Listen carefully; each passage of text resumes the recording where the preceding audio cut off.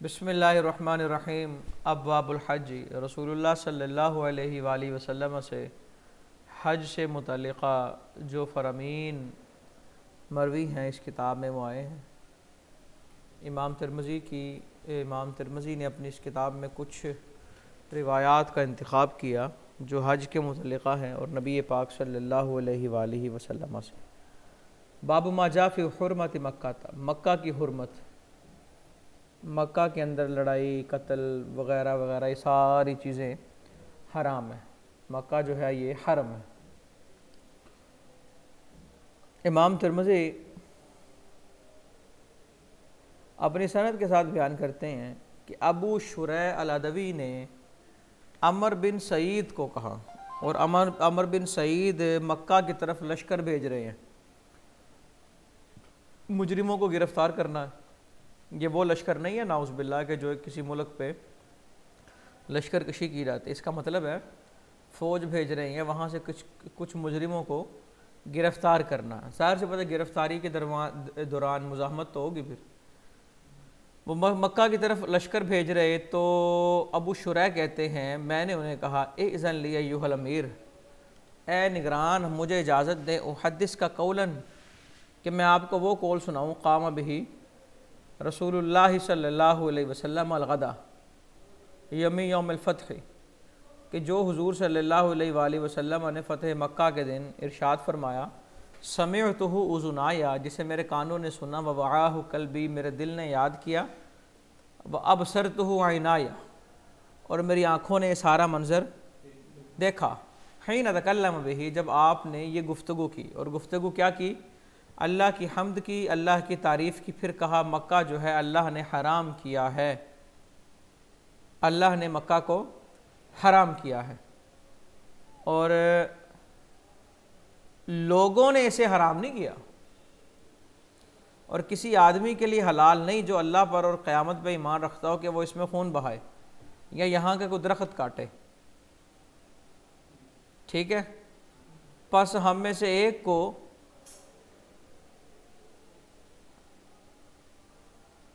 अगर कोई ये कहे कि हुजूर सल्लल्लाहु अलैहि वसल्लम ने मक्का के अंदर क़िताल किया तो इसका मतलब है इजाज़त है। अगर कोई एक इजाज़त का इस्तिदलाल करे बिक़िताल रसूलिल्लाह, इस वजह से कि अल्लाह के रसूल ने इसमें क़िताल किया, तो फ़क़ूलू लहू, तो उसे कहो इन्नल्लाह आज़िन अली रसूली, अल्लाह ने अपने रसूल को इजाज़त दी थी और तुम्हें इजाज़त नहीं दी।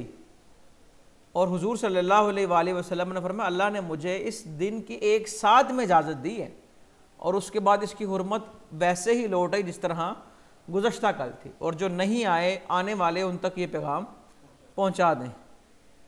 तो अबू शुरै को कहा गया, अबू शुरै से पूछा मक़ाल अला का अम्र, कि अमर ने फिर आपको क्या कहा? तो कहते हैं उन्होंने मुझे कहा ना आलम मिन का बिज़ालिका या अबा शुरै, ए अबू शुरै मैं तेरे से ज़्यादा इस हदीस को जानता हूँ, लेकिन जो हरम है ना, ला युईज़ु आसियन, ये किसी नाफरमान को पनाह नहीं देता, वला फ़ारम बिदमिन, और खून करके जो भागा उसे भी पनाह नहीं देता, वला फ़ारम बिखरबतिन, और जो चोरी करके भागा उसे भी पनाह नहीं देता। यानी कि इसका मतलब ये नहीं है कि यहाँ मुजरिमों को पकड़ा ही नहीं जाएगा। समझ आई ना? हाज और उम्रे का सवाब क्या है जी?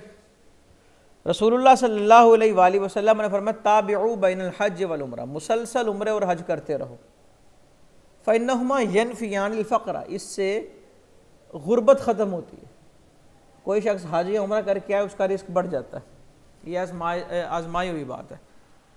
इनसे गुर्बत ख़त्म होती है और गुनाह मिटते हैं। जिस तरह भट्टी में लोहे सोने और चांदी की मैल मिट जाती है ना, इस तरह हज और उम्रे में गुनाह मिट जाते हैं। और हज का हज मबरूर, हज मबरूर का मतलब हज मकबूल, हज मकबूल का सवाब सिर्फ और सिर्फ जन्नत ही है।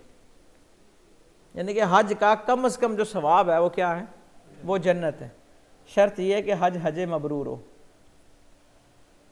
रसूलुल्लाह सल्लल्लाहु अलैहि वसल्लम ने फरमाया जिसने हज किया फलम यरफुस वलम यफसुक, गाली गलोच नहीं की, बुरा भला नहीं कहा किसी को, फितना फसाद नहीं किया, एलानिया गुनाह नहीं किया, गुफ़िर लहू मा तक़द्दम मिन ज़ंबी, उसके गुनाह जो हैं वो सारे माफ़ कर दिए जाएँ। लेकिन ये ज़हन में रखना, हुकूकुल इबाद से मुतल्लिका जो चीज़ें हैं ना वो माफ़ नहीं होंगी।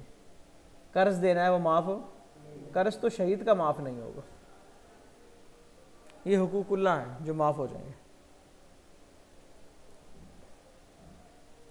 फिर तगलीत फ़ी तर्किल हज, जो हज ना करे उसकी सज़ा क्या बयान हुई है। हज़रत मौला अली करमल्लाहु ताला वजहुल करीम कहते हैं, नबी पाक सल्लल्लाहु अलैहि वसल्लम ने फरमाया, मन माला का ज़ादन, जो ज़ादे राह का मालिक हुआ। ज़ादे राह कैसे कहते हैं? सफ़र के जो अखराजात हैं, जो ज़ादे राह का मालिक हुआ, वराहिलतन, और सवारी का मालिक हुआ। अपना भी ज़ादे राह हो और घर जो छोड़ के जाना उसका इंतज़ाम भी हो। जो ज़ादे राह और सवारी का मालिक हुआ, मौजूदा दौर में सवारी को हम इसका तर्जमा करेंगे जिसको वीज़ा मिल गया और या जिसके पास वीज़े के अखराजात हैं और टिकट के पैसे हैं। अब जहाज़ का तो मालिक नहीं हो सकता ना हर बंदा, अब जाता ही वहाँ जहाज़ है, या पैदल जाना हो तो फिर बॉर्डर क्रॉस करने पड़ते हैं, तो उसके लिए भी वीज़ा चाहिए। तो जो ज़ादे राह का मालिक हुआ और सवारी का मालिक हुआ, ऐसी सवारी और ऐसा ज़ादे राह जो उसे बैतुल्लाह तक पहुँचा दे और फिर वो हज ना करे, फ़ला अलैहि अन यमूता, तो चाहे वो यहूदी होके मरे या ईसाई होके मरे। और अल्लाह ने यही कुरान में कहा, वलिल्लाहि अलन्नासि हज्जुल बैति मन इस्तताअ इलैहि सबीला।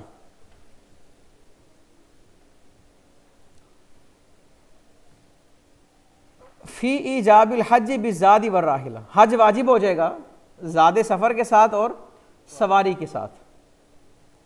अर्ज़ किया, आका या रसूल अल्लाह सल्लल्लाहु अलैहि वसल्लम, मा यूजिबुल हज, हज किस चीज़ से वाजिब होता है?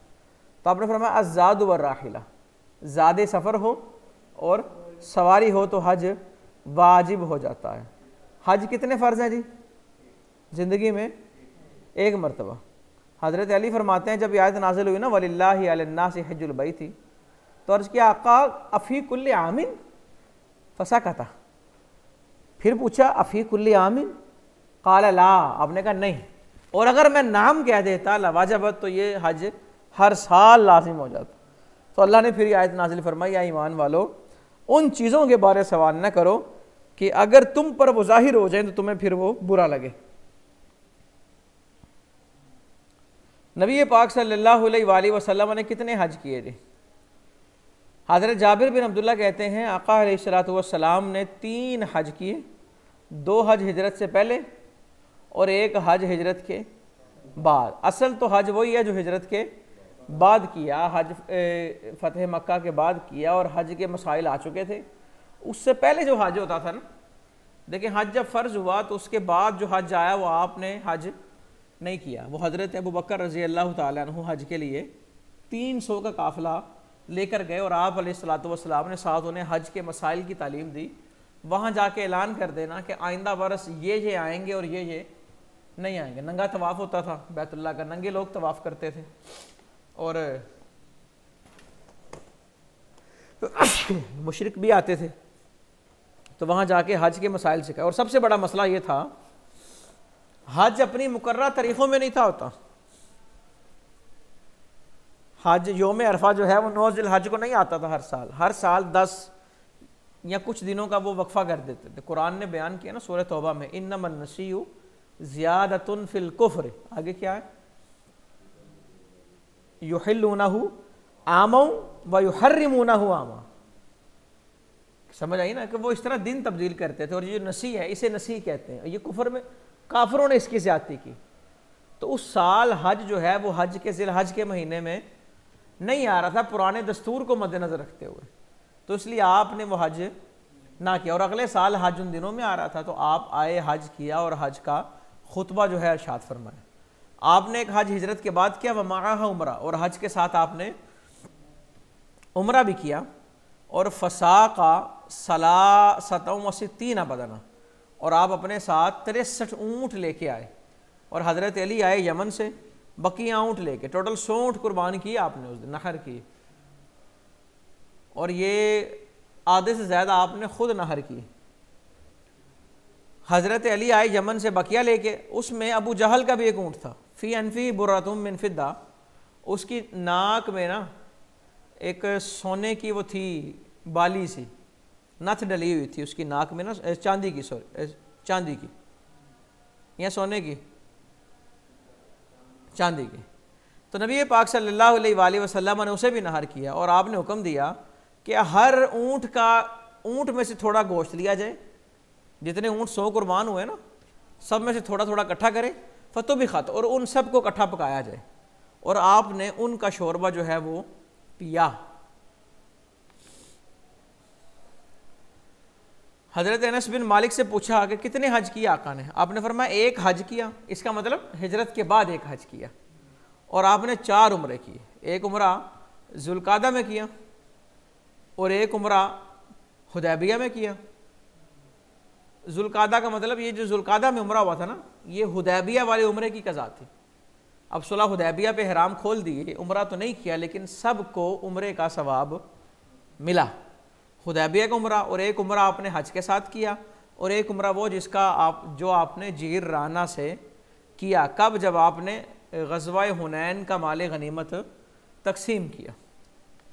4 उम्रे किए हैं और हज 3 किए हैं, उनमें से एक हज है जो हिजरत के बाद किया। कितने उम्रे किए आका अलैहिस्सलातु वस्सलाम ने? वही बात आ गई, अगला बाब हुदैबिया का उम्रा, और अगले साल उम्रा दूसरा ज़िलक़ादा में कज़ा का, और तीसरा उम्रा जिराना, और चौथा उम्रा हज के साथ। ये एक तरतीब से है। पिछले हदीस में तरतीब नहीं थी कि पहले ये पहले वो, बस मुतलक 4 उम्रों का जिक्र था। यहाँ पे तरतीब भी यही है कि पहले ये वाला, फिर ये वाला, पहले हुदैबिया, फिर ज़ुल्क़ादा, फिर जिराना, और फिर हज के साथ उम्रा किया। किस जगह से आका अलैहिस्सलातु वस्सलाम ने एहराम बांधा? तो किसी रिवायत में आएगा फ़लाँ जगह से एहराम बांधा, किसी में आएगा फ़लाँ जगह से एहराम बांधा। तो इसका मतलब है मुख्तलिफ़ मौक़ों की बात हो रही है। एक मौके पे बैदा में बांधा और एक मौके पे किसी और जगह पे बांधा, तो ये इख्तलाफ हमें मिलेगा। देखें ना, आका अलैहिस्सलातु वस्सलाम ने हज का जब इरादा किया तो लोगों में ऐलान किया, लोग जमा हुए, आप मकाम बैदा पर तशरीफ़ लाए और वहाँ आपने एहराम बांधा। और ये देखें अगली रिवायत, इब्न उमर कहते हैं कि बैदा के बारे झूठ बोलते हैं लोग रसूलुल्लाह सल्लल्लाहु अलैहि वसल्लम पर। अल्लाह की कसम, आपने तलबिया नहीं कहा मगर उस मस्जिद के पास जो दरख्त के पास है। यानी कि यहाँ आ गया कि फ़लाँ जगह तलबिया का, तो तलबिया तभी कहा जाएगा ना जब एहराम बांधा हो। तो ये मुख्तलिफ मौक़े की बात होगी। और देखें अगली रिवायत, इब्न अब्बास रज़ी अल्लाह तआला अन्हुमा कहते हैं नबी अलैहिस्सलातु वस्सलाम ने तलबिया कहा, लब्बैक अल्लाहुम्मा लब्बैक, पढ़ा फ़ी दुबुर सलात, नमाज के बाद। ठीक है, यानी कि नमाज के बाद जो है एहराम की नियत की जाए। एहराम में सिर्फ चादरें लपेट लेना, एक तहबंद और एक ऊपर, ये काफ़ी नहीं है। उसके बाद नियत करना और तलबिया पढ़ना ज़रूरी है। सिर्फ चादरें लपेटने से एहराम की पाबंदियाँ लागू नहीं होंगी। उसके बाद नफल अदा करें, और उसके बाद जो मुस्तहब तरीका वो यही है, नमाज के बाद जो है वो तलबिया पढ़ा जाए। बाबू माजा फ़ी इफ़रादिल हज, हज मुफरद का बयान। हज की 3 किस्में हैं जी, हज मुफरद है, हज तमत्तु है, और हज क़िरान है। अफजल कौन सा हज है? इमाम शाफ़िई और इमाम मालिक रहिमहुमुल्लाह के नज़दीक हज मुफरद अफजल है। इमाम अहमद बिन हम्बल के नज़दीक हज तमत्तु अफजल है, और अहनाफ के नज़दीक हज क़िरान अफजल है। इमाम मालिक और इमाम शाफ़िई की दलील हदीस तहतल बाब भी आएगी कि हुज़ूर सल्लल्लाहु अलैहि वसल्लम ने हज मुफरद किया, हज़रत अबू बकर ने हज मुफरद किया वगैरह ज़ालिक। ये रिवायतें इमाम शाफ़िई का इस्तिदलाल। इमाम अहमद कहते हैं, सही बुखारी की रिवायत है कि आपने हज तो हज क़िरान किया, लेकिन आपने ख्वाहिश का इज़हार किया तमत्तो मिन गैर सूक़िल हज, कि मैं हज तमत्तो करता, कुर्बानी साथ ले जाए बग़ैर, साथ ना लेके जाता वहाँ जाके। कहते हैं आपका उस ख्वाहिश का इज़हार करना इस बात की दलील है कि आपने कौन सा हज किया है, अफजल हज तमत्तो है, किया आपने क़िरान है। इमाम अहमद बिन हम्बल कहते हैं किया हज क़िरान है, लेकिन अफजल क्या है हज, क्योंकि आपने उसकी ख्वाहिश का इजहार किया। तो अहनाफ के यहाँ इमाम अबू हनीफा रहमतुल्लाह ताला अलैह कहती हैं कि अफजल जो हज है वो हज क़िरान अफजल है, और बहुत सी रिवायात यही साबित कर रही हैं। और अभी हमारे सबक में आएंगे भी कि आपने हज के साथ उम्रा किया, हज के साथ उम्रा किया, हज के साथ उम्रा किया। और इमाम शाफी की जो दलाइल हैं, जिन रुवात से वो रिवायतें मरवी हैं ना हज मुफरद वाली, उनसे हज क़िरान वाली भी मरवी हैं, उन्हीं रावियों से। तो उसूल सीधा सा इज़ा तआरज़ा तसाक़त, तो वो रिवायतें साक़ित हो जाएंगी। और हनाफ जिनसे क़िरान साबित कर रहे हैं उनसे सिर्फ उन रावियों से सिर्फ क़िरान वाली ही रिवायतें हैं, इसके ख़िलाफ़ रिवायतें नहीं हैं। हाँ, कुछ रिवायतें भी सबक में आएंगी जिनके अंदर आया तमत्तो। इमाम अहमद बिन हम्बल ने भी जिनसे हज तमत्तो का वो सबूत लिया, और ये दीगर हजरात जिन्होंने कहा हज तमत्तो अफजल है, फजीलत उसकी ज़्यादा, और रिवायतों में आएगा। तो अहनाफ कहते हैं वहाँ पे तमत्तो से तमत्तो इस्तिलाही मुराद नहीं, लफ्ज़ी मुराद है। तो हज क़िरान को भी लफ्ज़ों में हज तमत्तो कहा जा सकता है। फ़ायदा हुआ ना, उम्रा साथ अटैच हो गया, लेकिन इस्तिलाह में तो वही है। इस्तिलाह में हज तमत्तो क्या होता है कि उम्रे का ihराम बांधा जाए, उम्रा करके ihराम खोल दिया, और अब हज के दिनों में हज का ihराम दोबारा बांध लिया, ये हज तमत्तो है। हज क़िरान क्या है, एक ही ihराम बांधा, उसी में उम्रा किया, ihराम नहीं खोला, हज के दिन आए फिर हज किया और उसके बाद जाके ihराम खोला। हज मुफरद क्या है, सिर्फ हज की नीयत से ihराम बांधा, हज अदा किया और ihराम खोल लिया। तो जिन रिवायतों में तमत्तो आ रहा है वहाँ तमत्तो से तमत्तो लफ्ज़ी मुराद है, इस्तिलाही मुराद नहीं है। और हज फ़राद वाली जितनी रिवायतें वो सारी फ़ेली हैं, और हज क़िरान वाली रिवायतें फ़ेली भी हैं और क़ौली भी हैं। तो आप जानते हैं कि जब वो तारुज़ आ जाए तो किस रिवायत को तरजीह होती है जी? फ़ेली रिवायत को नहीं, क़ौली रिवायत को तरजीह होती है। जब क़ौली और फ़ेली रिवायतों में इतराज़ आए तो क़ौली रिवायत को तरजीह हासिल होती है। देखें जी, बाब मा जा फ़ी इफ़रादिल हज, हज मुफरद का बयान। हज़रत आयशा रज़ी अल्लाह तआला अन्हा ने फरमाया कि आका अलैहिस्सलातु वस्सलाम ने हज मुफरद किया। हज और उम्रा को जमा करना जी। हज़रत अनस कहते हैं मैंने आका अलैहिस्सलातु वस्सलाम को ये कहते सुना, लब्बैक बिउम्रति व हज, कि मैं उम्रे और हज का ihराम बांधता हूँ। तमत्तो का बयान। इब्न अब्बास कहते हैं तमत्ता रसूलुल्लाह व अबू बकर व उमर व उस्मान रिज़वानुल्लाहि अलैहिम अजमईन व अव्वलु मन नहा अन्हा मुआविया, और सबसे पहले इसमें से रोका किसने? हज़रत मुआविन। अब यहाँ तमत्ता का माना तमत्तो इस्तिलाही नहीं है, लफ्ज़ी माना मुराद है। हज तमत्तो जो एक इस्तिलाह है वो मुराद नहीं है, बल्कि इसका लफ्ज़ी माना मुराद है कि आपने फ़ायदा उठाया हज के साथ। किस बात का? के साथ उम्रा भी किया। लेकिन दीगर रिवायतें बता रही हैं कि आपने एक ही ihराम में हज और उसी ihराम में उम्रा किया। देखिए जी,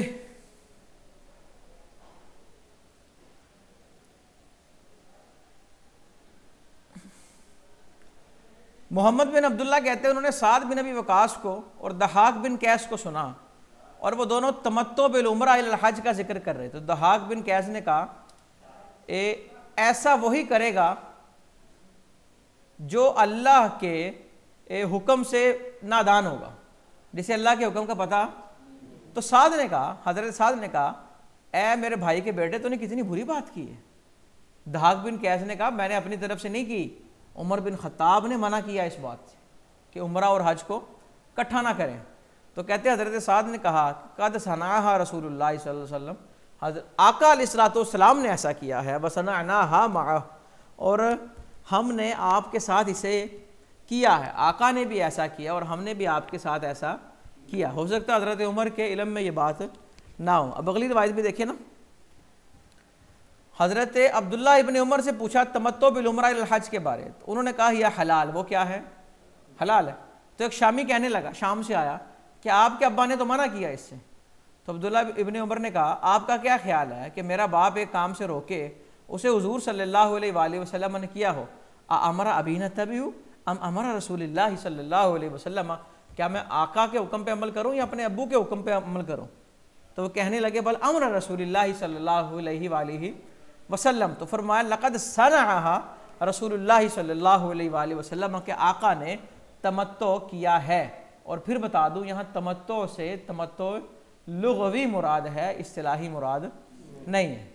फिर तलबिया, तलबिया कहना जी, लब्बैक अल्लाहुम्मा लब्बैक लब्बैक ला शरीक लक लब्बैक इन्नल हम्दा वन निअमत लक वल मुल्क ला शरीक लक। ये तलबिया के अल्फाज हैं कि लब्बैक अल्लाहुम्मा लब्बैक और ला शरीक लक तक। अगली रिवायत भी इसी तरह, फ़ी फ़ज़ल तलबियत व नहरी, तलबिया की फजीलत और कुर्बानी की फजीलत। नबी पाक सल्लल्लाहु अलैहि वसल्लम से पूछा अय्युल हज अफ़ज़ल, कौन सा हज अफजल है? आपने फरमाया अल अज्जु व सज्जु, अल अज्जु जिसमें तलबिया ज़्यादा है, और व सज्जु जिसमें कुर्बानी ज़्यादा, जिसमें खून ज़्यादा बहाया गया और जिसमें अल्लाह का नाम ज़्यादा लिया गया। समझ आई ना? वो हज क्या है? हज, वो हज अफजल है। अच्छा, एक लफ्ज़ और आता है, अक्सर लोग कह देते हैं जी हज अकबर, वो कहते हैं जो जुमे के दिन हज है वो हज अकबर होता है। ऐसा नहीं है, हर हज हज अकबर होता है। हज असगर तो उम्रे को कहते हैं, हज असगर किसे कहते हैं? उम्रे को। और हर हज हज अकबर होता है। ये नहीं है कि जो जुम्मे को आए वो हज अकबर हो गया और जो किसी और दिन आए वो हज अकबर ना हुआ, असगर हो गया। हर हज हज अकबर होता है। और हज असगर किसे कहते हैं? जुमा को कहते हैं। ये सियासता की किसी किताब, सॉरी, हज असगर उम्रा को कहते हैं। ज़ुबान फिसल गई। ये सियासता में ही बाकायदा ये रिवायत भी दर्ज है कि जिसमें आया हज असगर उम्रा है और हज अकबर हज है। रसूलुल्लाह सल्लल्लाहु अलैहि वसल्लम ने फरमाया जब भी कोई मुसलमान तलबिया कहता है तो उसके दाएं जानिब बाएं जानिब जितने पत्थर दरख्त जो जो कुछ आता है, हत्ता के ज़मीन का आखिरी सिर आ जाता है, वो सब साथ तलबिया कहते हैं। दाएं बाएं हर तरफ बंदे ने लब्बैक अल्लाहुम्मा लब्बैक कहना शुरू किया तो दाएं तक ज़मीन का जो सिरा है वहाँ तक हर चीज़ तलबिया कहना शुरू कर देती है, और बाएं जानिब भी हर चीज़ तलबिया कहना शुरू कर देती है। अब शैतान पे बड़ा गरां गुजरता है ये मरहला और ये मामला। और तलबिया के अंदर रफ़े सौत होना चाहिए, आवाज़ बुलंद हो। हुजूर सल्लल्लाहु अलैहि वसल्लम ने फरमाया मेरे पास जिब्राइल आए और मुझे उन्होंने कहा कि मैं अपने सहाबा को हुक्म दूं कि वो तलबिया कहते हुए अपनी आवाज़ों को बुलंद करें, अपनी आवाज़ों को बुलंद से बुलंद करें। इसलिए मुसलसल हज के दिनों में ये आवाज़ गूंज रही होती है और ऊंची आवाज़ में होती है कि लब्बैक अल्लाहुम्मा लब्बैक लब्बैक ला शरीक लक लब्बैक इन्नल हम्दा वन निअमत लक वल मुल्क ला शरीक लक। बाबू माजा फिल इख्तिसाल इंदल इहराम, इहराम से पहले गुस्ल कर लेना चाहिए। रावी कहते हैं उन्होंने आका अलैहिस्सलातु वस्सलाम को देखा। देखे का मतलब क्या है? इसका मतलब ये नहीं है कि इस हालत में देखा, ये किनाया है। देखे का मतलब यानी कि आप इधर बैठे हों और कोई आप में से उठ के नहाने चला जाए तो आप यही कहेंगे ना मेरे देखे देखे वो नहाने गया, मेरे सामने तो नहाया अभी। इसका मतलब ये नहीं है कि मैंने उसे बरहना देखा है या वो बरहना होके मेरे सामने, ये नहीं कि वो उठा है। और फिर बैतुल खला की हयात कुछ इस तरह से होती हैं कि अगर नहाया को कपड़े उतार के तो कपड़े उसने हैंग किए हैं तो बाहर से पता लग जाता है इसने कपड़े उतार दिए हैं, दरवाजे पे रखे हैं, जैसे भी रखे हैं वो कुछ इस तरह से पता लग जाता है। रावी कहते हैं उन्होंने आका अलैहिस्सलातु वस्सलाम को देखा तजर्रदा कि आपने अपने कपड़े उतारे इहलालिही वख्तसला, इहराम के लिए, और आपने फिर क्या किया? गुस्ल किया। इसका मतलब कतन वो नहीं है जो जिस मैंने वजाहत पहले आपको कर दी कि नाउज़ बिल्लाह को ये समझे कि इन्होंने नहाते हुए देखा। इहराम के मवाक़ीत क्या हैं? अहलिल आफाक, आफाकियों के लिए जो मक्का में नहीं रहते, जो अफाकी हैं, बाहर रहते हैं, वो इहराम कहाँ से बांधेंगे? आके इहराम जिस जगह से बांधा जाता है उसे मीक़ात कहते हैं। क्या कहते हैं? मीक़ात कहते हैं। पूछा गया या रसूल अल्लाह सल्लल्लाहु अलैहि वसल्लम हम कहाँ से इहराम बांधे? आपने कहा मदीने वाले ज़ुल्हुलैफ़ा में बांधे, शाम वाले जुहफ़ा से बांधे और नजद वाले करन से बांधे और यमन वाले यलमलम से इहराम बांधे। कुछ लोग समझते हैं कि जहाँ से इहराम बांधना है वहीं से हरम शुरू हो रहा था। नहीं, हरम का रकबा ज़रा आगे से शुरू होता है, हरम की हदूद मुख्तसर है ज़रा, और मीक़ात ज़रा उसके मुकाबले में ज़रा लंबा है, मुतव्वल है, मुख्तसर नहीं है। तो जहाँ से एहराम बांधा जाता है वो जगह हरम में नहीं, लेकिन एहराम बांधने वाले पर अब वो पाबंदियाँ लागू हो चुकी हैं। नबी पाक सल्लल्लाहु अलैहि वसल्लम ने अहले मशरिक़ के लिए अकीक को मुवक्कत किया, यानी कि अकीक को मीक़ात बनाया। कौन सा लिबास मोहरिम के लिए पहनना जायज़ नहीं है? आप अलैहिस्सलातु वस्सलाम ने फरमाया कमीज़ ना पहनो, शलवार ना पहनो, टोपियाँ अमामे ना पहनो, मोज़े ना पहनो। अगर जूते ना हो फिर मोज़े पहन लो, लेकिन उनको टखनों के नीचे से काट लो। और ऐसा कपड़ा ना पहनो जिसे ज़ाफ़रान में खुशबू लगी हो, ज़ाफ़रान की, वरस की। और औरतें एहराम में अपने मुंह के आगे नकाब यानी कि नकाब ना करें और दस्ताने ना पहने। कुछ रिवायतों में आएगा कि एहराम वाला शलवार भी पहन ले, अगर नहीं है कमीज़ भी पहन ले। इसका मतलब ये है बमरे मजबूरी वो नंगा ना रहे उधर, अगर उसके पास कुछ नहीं है। लेकिन इससे जो उस पर जनायात लाजिम आएंगे, दम लाजिम आएगा या उस पर सदका लाजिम आएगा या कुर्बानी लाजिम आएगी, वो उसने अदा करनी ही करनी है। वो हर मसले का हुक्म अलहदा होगा। समझ आई ना? अब एक एहराम वाला शख्स है, उसका एहराम फट गया, तब उसे हम यही कहेंगे ना तुम शलवार पहन लो, अगर उसके पास और कुछ नहीं है, सहूलतें नहीं है। खैर अब तो बड़ा जदीद दौर है, किसी से एहराम आरियतन लिया जा सकता है या वहाँ से एहराम मिल जाता है, ये उस दौर की बात है। लेकिन अगर कभी ऐसी सूरत हाल हो जाए तो फिर वो अगर पहन लेता है सिला हुआ कपड़ा तो उसको इजाज़त तो होगी, पहन लिया, गुनाह नहीं है। लेकिन अब जो चट्टी उस पर लाजिम आई है वो अदा करना होगी। ठीक है ना? शरवाल पहनना, मोज़े पहनना मोहरिम के लिए जब उसके पास इज़ार और नालैन ना हो। ठीक है, जब इज़ार ना हो तो वो शरवाल पहन ले, जूते ना हो तो वो मोज़े पहन ले, जराबें पहन ले। जराबें पहनने की सूरत बता दी आपको, टखनों के नीचे से काट ले। और अगर शरवाल पहनेगा तो उसका जो सज़ा है वो उससे अदा करनी ही करनी है। एक शख्स ने एहराम बांधा, उस पर कमीज़ थी या जुब्बा था, उसके ऊपर ही उसने बांध लिया, तो उसे उतारना होगा। नबी पाक सल्लल्लाहु अलैहि वसल्लम ने आराबियन, एक देहाती को देखा, उन्होंने एहराम बांधा वाले ही जुब्बा, और उन्होंने जुब्बा भी पहना हुआ, तो आपने कहा जुब्बा उतार दें। लेकिन अब एहराम की नीयत करके सिला हुआ कपड़ा पहना था तो उसकी जो सज़ा उन पे बनती थी वो अदा की। अगली रिवायत भी इसी तरह, मोहरिम किन जानवरों को मार सकता है? मा यक़्तुल मुहरिम मिनद दवाब। इस रिवायत में 5 हैं और अगली रिवायत में 7 हैं। देखें अगली रिवायत में ना एक उसूल आ जाएगा, खम्सु फवासिका युक्तलना फिल हरम। 5 फासिक हैं जो उन्हें हरम में भी मारा जाएगा। चूहा, बिच्छू, कौवा, चील और काटने वाला कुत्ता। हुदैया कहते हैं चील को, कौवा चील ये नुकसान देते हैं ना सारे। वल कल्बुल अकूर, पालतू कुत्ते की बात नहीं हो रही, वल कल्बुल अकूर काटने वाला कुत्ता, सुधाए हुए कुत्ते की बात नहीं हो रही। जो काटने वाला कुत्ता बाउला हो गया है और वो नुकसान पहुंचाने का इरादा रखता है तो फिर उसे भी मार दिया जाएगा। लेकिन मारने की बजाय अगर उसे पकड़कर इससे कोई छुटकारा हासिल किया जा सकता है तो पकड़ लिया जाए और कहीं और जाके उसे मारना है तो मार दिया जाए, या वहाँ वो शख्स मार दे, मुहरिम सिर्फ पकड़ ले और वहाँ जो सिपाही फौजी घूम रहे हैं उन्हें कहें ये नुकसान पहुँचा रहा है, वो जाने और उनका काम जाने। लेकिन अब तो खैर ऐसा नहीं होता कि वहाँ हमें कोई ऐसा कुत्ता मिले, कौवा भी नज़र नहीं आता, चील भी, कबूतर ही नज़र आते हैं। अगली रिवायत में देखें जी,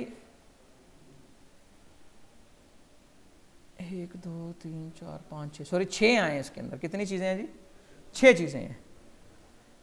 अस्सबउल आदिया, हद से तजावुज़ करने वाले दरिंदे, इसका इजाफा इस रिवायत में। हद से तजावुज़ करने वाले जो दरिंदे हैं उन्हें भी कत्ल कर दिया जाएगा। और बाकी वही जो पीछे चीज़ें आई गुजरी हैं, 5 पीछे वाली हदीस में और 1 इसमें ऐड होगी, 6 चीज़ें। मैं 7 कह रहा था, ये 6ठी चीज़ ऐड हुई है। मुहरिम के लिए पचने लगवाना, नबी पाक सल्लल्लाहु अलैहि वसल्लम ने सिंगी लगवाई दरा हाले कि आप एहराम में थे। बिल्कुल जायज़ दुरुस्त है, इस पे हमने बड़ी तफसील से पढ़ लिया हुआ। बाबू माजा फी कराहियत तज़वीज मोहरिम, मोहरिम का निकाह।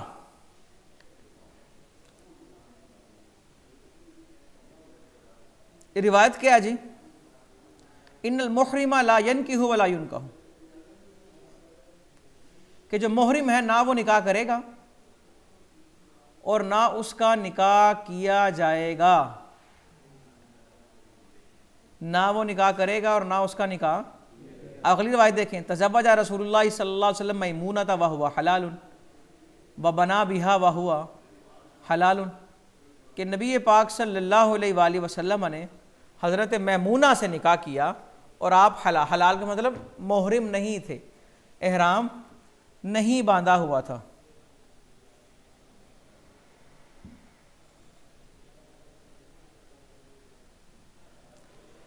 इख्तिलाफ है जी, इमाम अबू हनीफा रहमतुल्लाहि ताला अलैह के यहाँ तो एहराम की हालत में निकाह हो जाएगा और निकाह जायज़ है।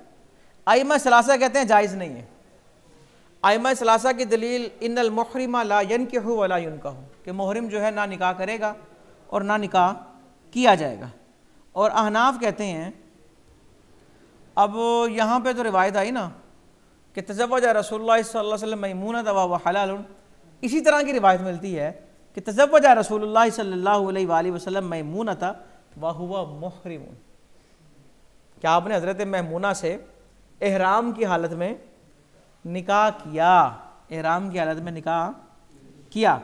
अब ये दो तरह की रिवायत है, ये हज़रत अबू राफ़े की रिवायत हो गई और एक रिवायत हज़रत इब्ने अब्बास रज़ी अल्लाह ताला अन्हुमा की। अब हज़रत इब्ने अब्बास जो हैं ये आलम भी हैं, अफ़का भी हैं, रईसुल मुदर्रिसीन भी हैं।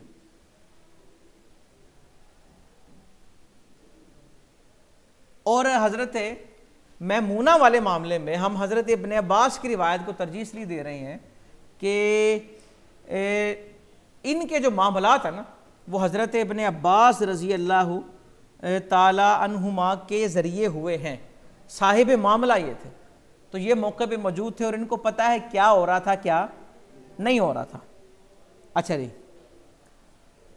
और आइमा सलासा ने ला यनकिहु वला युनकहु जो कहा, इमाम साहब कहते हैं यहाँ पे लफ्ज़ निकाह वती का माना में, कि जिसने एहराम बांधा वो वती नहीं करेगा, वो हुकूक अदा, कि निकाह की तो इजाज़त है लेकिन हालत एहराम में उसकी इजाज़त, हुकूक अदा करने की इजाज़त नहीं। और हज़रत एक इससे हम एक तौजीह ये भी कर सकते हैं तावील, कि हज़रत इब्ने अब्बास ने जो कहा तज़व्वजा रसूलुल्लाह सल्लल्लाहु अलैहि वसल्लम मैमूनता व हुवा मुहरिमुन, यहाँ पर हालत एहराम में सिर्फ निकाह की बात हो रही है। और ये जो रिवायत हमारे सामने हज़रत अबू राफ़े की कि तज़व्वजा रसूलुल्लाह सल्लल्लाहु अलैहि वसल्लम मैमूनता व हुवा हलालुन, ये हो सकता है एहराम के बाद जब हुकूक अदा किए उस मौके की बात हो। और अगर दोनों एक ही मौके की बात है तो हमने हज़रत इब्ने अब्बास की रिवायत को तरजीह दी है और वजह तरजीह हमने बता दी कि वफ़का भी हैं, आलम भी हैं, रईसुल मुदर्रिसीन हैं। और सबसे बड़ी वजह तरजीह ये है कि ये उस वक़्त साहिब मामला हज़रत इब्ने अब्बास थे, तो ये मौके पे थे, इनके सामने था, इन्होंने किए मामलात कराए। जो जिम्मेदारियाँ होती हैं ना आने जाने लाने वाली, वो इनके ज़िम्मे थी, तो इनको बेहतर पता है, तो इसलिए हमने इनकी रिवायत को तरजीह दी।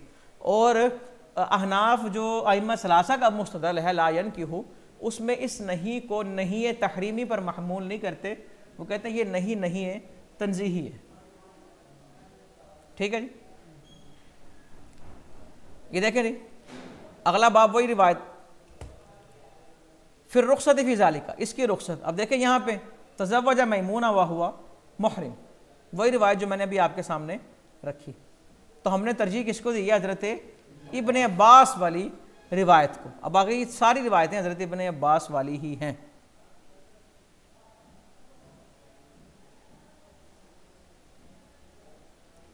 ले जी, यहाँ से इंशाल्लाह फिर पढ़ेंगे।